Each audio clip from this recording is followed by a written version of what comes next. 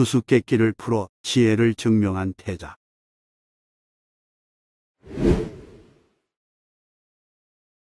고구려의 주몽은 동부여에 있을 때 예씨와 혼인하여 부부로 지내다가 다른 왕자들의 시기로 인해 언제 죽임당할지 모를 상황에서 어머니의 권유로 홀로 탈출하였습니다.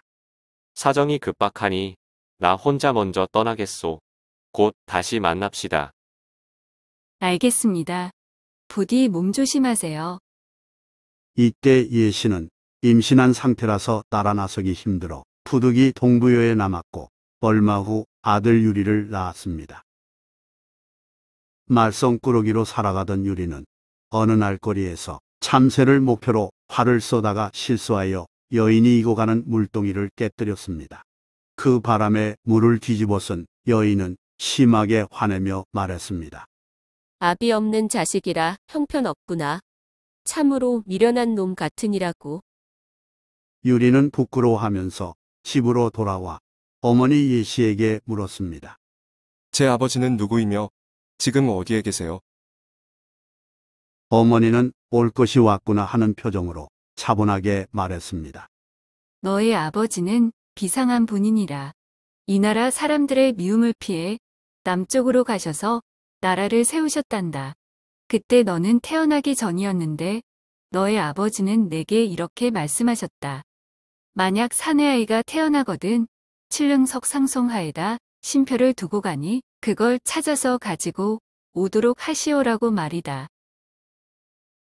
칠릉석 상송하는 일곱모난 돌 위 소나무 밑이란 뜻이고 신표는 뒷날에 보고 증거로 삼기 위해 서로 주고받는 물건을 이루는 말이니 그걸 가져오면 아들로 인정하겠단 말이었습니다. 그럼 7각이진 돌 위에 있는 소나무를 찾으면 되겠네요. 유리는 그날부터 밖으로 나가 그곳을 찾아 돌아다녔습니다. 유리는 산골짜기까지 구석구석 뒤졌지만 도무지 그런 장소를 알 수 없었습니다. 소나무는 대부분 땅에 뿌리를 내리고 있고 어떤 소나무는 돌에 뿌리를 내리고 있어도 하나같이 큰 바위 위에 우뚝 솟아 있었습니다.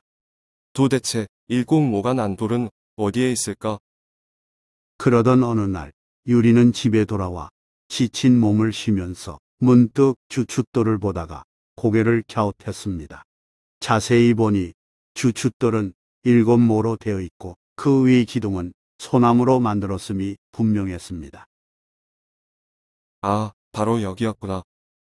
그제야 유리는 그저 자연적인 형태의 모난 돌과 살아있는 소나무만 떠올린 생각이 잘못된 선입견임을 깨달았습니다. 유리가 기둥 및 주춧돌 위를 면밀히 살피니 기둥 밑에 구멍에 동강난 칼 조각이 숨겨져 있었습니다. 유리는 어머니에게 결심을 밝혔습니다. 어머니, 저와 함께 당장 아버지에게로 가요. 장하구나. 내 아들. 그렇게 하자꾸나. 유리는 그 칼 조각을 가지고 고구려로 가서 주몽, 즉 추모왕에게 바쳤습니다. 추모왕은 자신이 가진 칼 조각을 꺼내 맞춰보았습니다. 추모왕은 아들의 지혜를 시험하고자 동부여를 떠나기 전에 그리 숨겨두고 수수께끼 같은 말을 했는데 유리는 그에 부응한 것이었습니다. 완벽한 한자루 칼이됨을 확인한 추모왕은 웃으며 말했습니다. 내가 진정 내 아들이 맞구나. 추모왕은 유리를 태자에 봉하여 왕위를 계승할 수 있도록 조치했습니다. 기원전 19년 4월의 일이었으며 그해 9월 추모왕이 죽자 유리왕이 고구려의 제1의 임금이 되었습니다. 유리왕은 기원전 18년에 송씨를 왕비로 맞이했으나 이듬해 죽자 화희와 치의 두 여자를 계비로 삼았습니다. 화희는 고구려 여인이었고 치는 한나라 여인이었습니다. 그런데 둘의 사이가 좋지 않아 보기만 하면 다투었습니다. 보다 못한 유리왕은 따로 동궁과 서궁을 지어 두 사람을 떨어져 살게 했습니다. 좋은 해결책처럼 여겨졌지만 그게 아니었습니다. 그 후 어느 날 유리왕이 사냥을 나가서 이래나 대궐로 돌아오지 않았습니다. 그동안 두 여자는 여러 차례 싸웠습니다. 급기야 화희가 치를 꾸짖으며 너희 나라로 돌아가라고 모욕을 주었습니다. 치인은 서글픈 나머지 살던 곳을 떠나서 어디론가 사라져 버렸습니다. 긴 사냥을 끝내고 여드레 만에 대궐로 돌아온 유리왕은 그 사실을 알고 당황했습니다. 뭐라고? 치이가 없어졌다고? 유리왕은 뒤늦게 말을 달려 치이를 찾았으나 허사였습니다.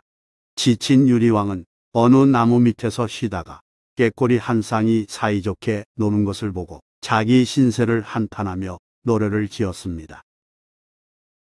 펄펄 나는 꾀꼬리는 암수서로 정다운데 외로운 이내 몸은 뉘와 같이 돌아가리.